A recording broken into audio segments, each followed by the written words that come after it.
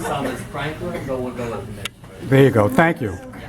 November saying that Green Guard is a tough act to follow. Me having to come up after both of them are done. This is the roughest spot here, but I'll do my best. I also wanted to start by thanking both sets of parents. Today was great, and I know tomorrow is just going to be even better. And like these guys said, and I echo it, just couldn't be happier than to be here. It's such an exciting weekend that I know we've all been looking forward to for a long time. So I've known Matt for a very long time, since we were about 4 years old at Temple Sinai. And I like to say that he and I initially became friends because we didn't really like the other kids that we went to Hebrew school with. Although if you ask them, they might tell you that it was actually the other way around, unfortunately. And then I later just found out today we apparently also got left off the cool bus on seminar. But anyway, many of my good stories with Matt do involve Hebrew school.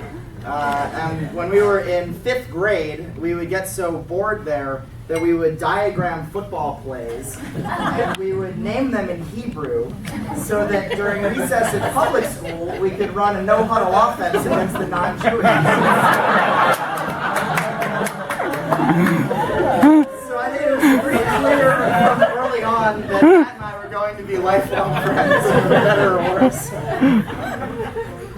We've had many adventures over the years, most of which did have to do with sports. I'm very proud to say I was in the passenger seat when Matt received his first ever speeding ticket when we were on our way to Eagles training camp. It was a motorcycle cop that snuck up behind him and pulled us over. We also... John didn't know that. Sorry. Did you pay that ticket? We also, you might not believe me by looking at us, but we did also capture one White Marsh basketball championship together, although we did not lead the team in playing time, but we were on the team. And through it all, through all these adventures, Matt has always been a great friend. And I like to say he's the kind of friend who, if you asked him to, he would follow you out of a window, no questions asked. Which is also a story about the time we tried to escape rats during an assembly to get home in time for the Eagles game. And we were caught, and it got So of course, sports also played a very key role in the moment that I knew that Jenna and Matt were destined to be together forever. And this goes back to March of 2011, when we had this idea that we would take a road trip down to Philly's spring training. And I found this perfect weekend where all the games lined up and it worked for everybody. And I called Matt and told him, and I didn't realize it was over Jenna's birthday weekend.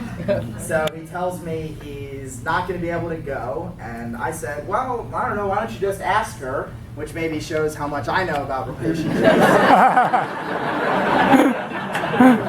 So I don't know what he said to her or what he had to do afterwards to make it up to her, but when he called me back and said he would be able to join us on the road trip to Florida, I knew that Jenna was a keeper. So it probably sounds like the only thing Matt and I ever talk about is sports, but there is one other important topic that took up about 50% of our time, and that would, of course, be girls. So we talked about girls for many years, how to meet girls, talk to girls, all the way up to how to ask a girl to marry you, maybe, which eventually came up. And now that it's his wedding weekend, it feels like, I know it's their weekend, but it feels like a big weekend for me, because it's kind of like, you know, mission accomplished. I don't have to give any advice anymore. So it's a big weekend for me. Matt, if I'm going to give you one last piece of advice, I would just say, good job, because Jenna is awesome. And the advice is, I think you should hold on to her for the rest of your life.